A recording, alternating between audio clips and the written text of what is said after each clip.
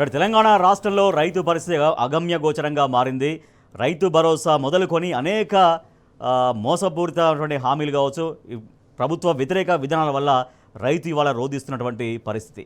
So మొన్నటిదాకా సాగునీళ్లు లేక పంటలు ఎండిపోయాయి, పశువులకు మేతగా మారింది. కొన్ని చోట్ల రైతు పంటకు నిప్పుపెట్టుకున్న పరిస్థితి. సరే, అంతో ఇంతో కష్టపడి పంట పండిస్తే ధాన్యం కొనుగోళ్ల దగ్గర కూడా కనీసం కొనుగోలు జరపకపోవడంతో ఇవాళ అకాల వర్షాలకి కళ్ల ముందే ధాన్యం తడిసి ముద్దవుతున్నటువంటి దీనమైన పరిస్థితి. జిల్లాలో మొత్తం రైతాంగం రోధిస్తున్నారు. ఖమ్మం నుంచి మా ప్రతినిధి సాంబశివరావు లైవ్లో సిద్ధంగా ఉన్నారు. రైట్ సాంబశివరావు, ఉమ్మడి ఖమ్మం జిల్లా వ్యాప్తంగా రైతాంగం పడుతున్నటువంటి ఇబ్బందులు ఎట్లా కనిపిస్తున్నాయి? ఎంత హృదయ విదారకంగా ఉన్నాయి? కొనుగోలు కేంద్రాలు అక్కడ ఎట్లా పనిచేస్తున్నాయి? ప్రభుత్వ వ్యవస్థల మధ్య, విభాగాల మధ్య సమన్వయం ఉందా లేదా? ఇవాళ తడిసిన ధాన్యం పరిస్థితి ఏంటి? రైతులు ఎట్లా తమ వేదన చెప్పుకుంటున్నారు? రాజేష్, ఈ ప్రభుత్వం చెప్తున్నది ఒకటి, గ్రౌండ్ క్షేత్రస్థాయిలో జరుగుతున్నది ఒకటి. రైతాంగం మొత్తం కూడా ప్రభుత్వాన్ని నమ్మి నట్టేట మునిగినవని ఇవాళ అభిప్రాయాన్ని వ్యక్తం చేస్తున్నారు. కళ్ళంట నీళ్లు పెట్టుకొని ఏడుస్తున్న పరిస్థితులు కళ్ళాలలో కనపడుతున్నాయి. ఎంత దారుణమైన పరిస్థితి ఉందంటే, ఇటీవల కాలంలో కొద్ది అకాల వర్షాలు వచ్చి ఈ ప్రభుత్వం యొక్క చక్కదనాన్ని బయటపెట్టాయి. గడిచిన మార్చి 25, 26 తారీఖులలోనే ఖమ్మం జిల్లా వ్యాప్తంగా కూడా కోతలు మొదలైనాయి. ఉగాది నాటికి ముమ్మరంగా సాగాయి. 31 తారీఖున మార్చి 31 నుంచి ముమ్మరంగా కోతలు కొనసాగాయి. ఇవాళంతా హార్వెస్టర్లు ఉపయోగిస్తున్నారు రైతులు.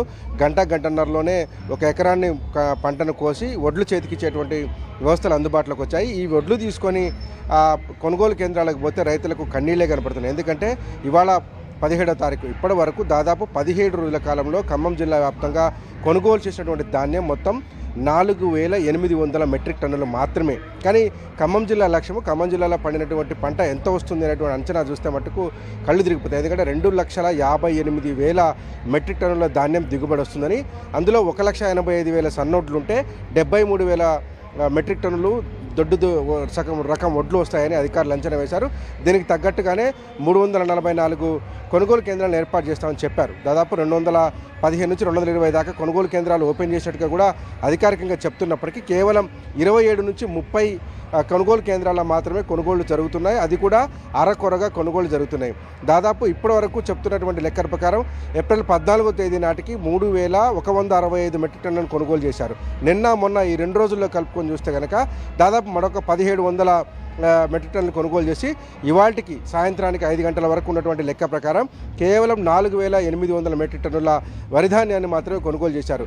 ఒక పక్క అకాల వర్షం వస్తుంది, ఒక పక్క వాటిని తీసుకొచ్చడానికి టార్పాలిన్లు లేవు, ఇచ్చేందుకు గన్నీ బ్యాగులు లేవు, ధాన్యాన్ని స్టోర్ చేసేందుకు గన్నీ బ్యాగులు లేనటువంటి పరిస్థితులలో అత్యంత దీనమైన దయనీయమైన పరిస్థితుల్లో రైతు గుండె పగిలేటువంటి పరిస్థితులు ఖమ్మం జిల్లా వ్యాప్తంగా నెలకొన్నాయి. కల్లూరు మండలంలో ఉన్నటువంటి రైతాంగం అయితే వడవడ ఏడుస్తున్నటువంటి పరిస్థితులు కనిపిస్తున్నాయి. ఎందుకంటే సత్తుపల్లి నియోజకవర్గానికి సంబంధించినటువంటి 2 మంత్రులు, మంత్రి తుమ్మల నాగేశ్వరరావు సత్తుపల్లి నియోజకవర్గానికి సంబంధించినటువంటి వ్యక్తి, పొంగులేటి శ్రీనివాసరెడ్డి కూడా అదే నియోజకవర్గానికి సంబంధించినటువంటి వ్యక్తి. అంటే ఆ ఇద్దరు కూడా ఆ నియోజకవర్గానికి సంబంధించినటువంటి ఓటర్లుగా ఉన్నారు.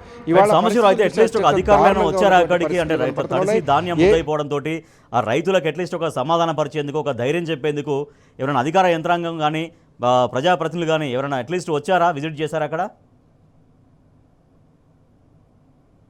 రాజేష్, ఎవరు రాకపోగా మా ధాన్యం తడిచింది అని రైతులు మొరబెట్టుకునేటువంటి ప్రయత్నం చేస్తే ప్రభుత్వం నుంచి స్పందన రాదని, మేము వచ్చి పరిశీలన చేసేటువంటి ఉపయోగం ఏముందంటూ కూడా అధికారుల నుంచి ఒక నిస్సహాయమైన ఆన్సర్ వస్తుందని రైతులు చెప్తున్నారు. వచ్చి మేము చూసేది ఏముంటుంది, ప్రభుత్వం నుంచి ఆదేశాలు వస్తే క్షణాల్లో వచ్చి సర్వే చేస్తాం, ఎన్ని ఎకరాల్లో పంట నష్టపోయింది, ఎంత ధాన్యం తడిసింది అనేటువంటి వివరాలను మేము నమోదు చేసి ఇస్తామని చెప్తున్నారు. 3,222 హెక్టార్లలో ఎకరాల్లో పంట మునిగిపోయింది, పంట పూర్తిగా నష్టపోయినటువంటి పరిస్థితులు ఉన్నాయి. కోత కొయ్యని వాళ్ళది ఒక పరిస్థితి ఉంటే, కోత కోసినటువంటి రైతులది మరొక పరిస్థితి.